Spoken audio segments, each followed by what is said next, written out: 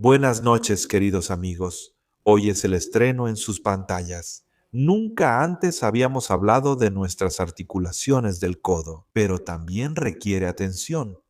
Tampoco es un problema tan frecuente, por supuesto, como con todo lo demás, pero sucede, así que hoy aprenderemos cómo eliminar el dolor en la zona de la articulación del codo. Así se manifiesta la epicondilitis. Se llama así, esta enfermedad, síndrome, síntoma, cuando ocurre inflamación de los epicóndilos. Epicóndilos. ¿Qué son los epicóndilos? Es una formación en el hueso del húmero, aquí, en estos lugares, donde se insertan los tendones de varios músculos del antebrazo. Debido a la sobrecarga de estos músculos, por el exceso de esfuerzo, por la sobrecarga de estos músculos, la inflamación de los tendones, aparece dolor en la zona del epicóndilo. Puede inflamarse el periósteo, pueden inflamarse los tendones después de esto. Después de la sobrecarga, por lo general, lo que sucede es que el músculo no puede trabajar durante mucho tiempo. Durante ese tiempo se debilita, se atrofia y luego la siguiente carga ya provoca un dolor constante. Aparece una limitación en la zona de la articulación del codo. También se conocen estas enfermedades bajo el nombre de codo de tenista. Y en algunos países donde los ricos juegan golf, también desarrollan ese codo de golfista.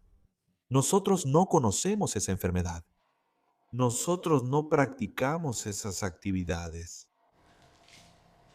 No es común para nosotros. A nosotros más bien nos duele por las palas. Tampoco jugamos tenis. A lo mucho, tenis de mesa. Por eso, estos síntomas en nosotros suelen aparecer más que nada por algún tipo de sobrecarga mecánica.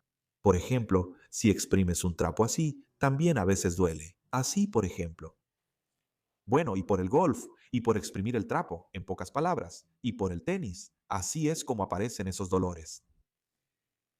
Por movimientos monótonos y constantes o por movimientos bruscos. No importa, en pocas palabras, lo que más nos interesa es qué hacer con esto. Entonces hay dos músculos. Lo más importante es por dónde empezar.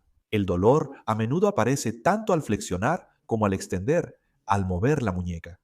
Es imposible apretar algo con fuerza o levantar algo al final de cuentas. Hasta una tetera cuesta sostenerla. El dolor a veces incluso se extiende hasta la muñeca. En esencia, para deshacerse de todo este proceso crónico, solo necesita hacer 4 movimientos.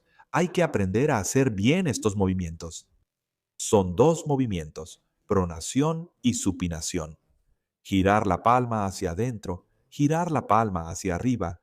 Pronación, esto es supinación. 2 músculos, pronador y supinador. Y la flexión de la muñeca hacia adentro junto con los dedos. Y hacia afuera. Este es el grupo de los flexores de la muñeca. Los flexores de los dedos, hay varios ahí. Ahí está el flexor cubital, el flexor radial, el flexor de los dedos, el superficial y el interno. Para que el dolor se quite, no es necesario saber todo esto. Aquí lo principal es hacer el movimiento, así todo funciona.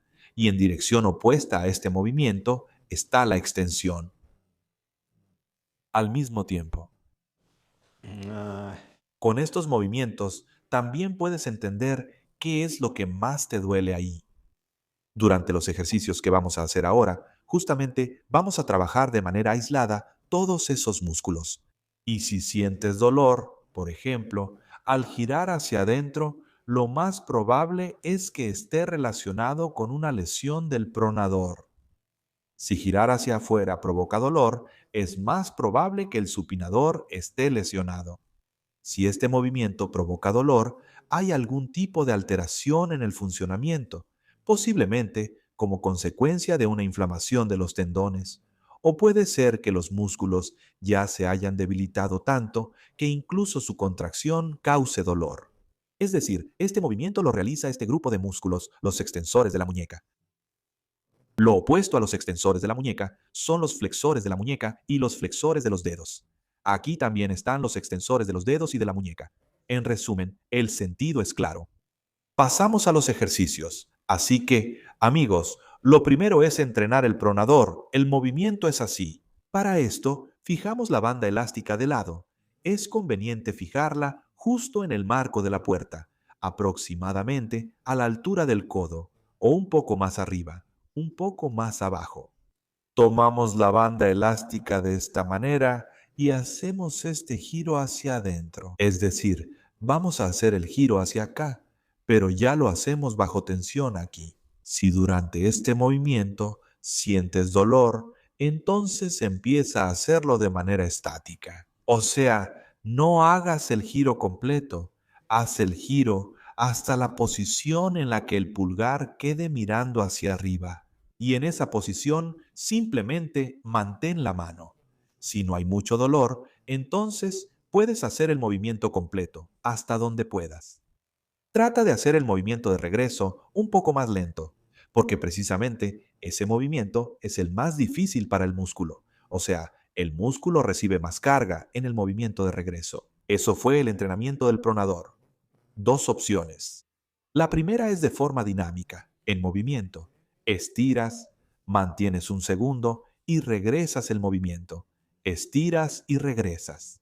El primer movimiento se puede hacer un poco más rápido, pero el segundo tratamos de hacerlo más lento. Si durante este ejercicio aparece dolor, puedes usar una banda elástica más delgada. Si incluso con una banda delgada sientes incomodidad, entonces simplemente hazlo sin banda. Haz el movimiento hasta la mitad o un poco más, y en esa posición mantén una postura estática para que el músculo se vaya acostumbrando poco a poco a la carga. Lo segundo es el entrenamiento del supinador, el movimiento inverso.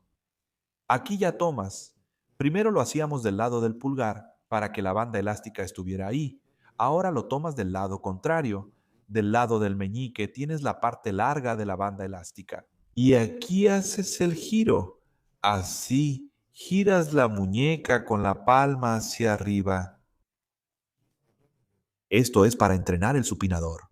Aquí es lo mismo. Elegimos la banda elástica, repeticiones, la cantidad de repeticiones de 5 a 10. ¿Sí? Si es demasiado fácil, usa una banda más dura. Si es difícil, también puedes hacer una carga estática. Giras y mantienes la posición en estático. Y luego hacemos el movimiento de regreso lentamente. Estos son los dos movimientos principales para el supinador y el pronador, para dos grupos musculares. Siguiente. Extensión de la muñeca y flexión de la muñeca. Aquí trabaja este grupo de músculos, que muy a menudo Практически prácticamente no se utiliza en la vida cotidiana, y normalmente esta parte del músculo está mucho menos desarrollada que esta. Por eso, vamos a empezar justamente con ella.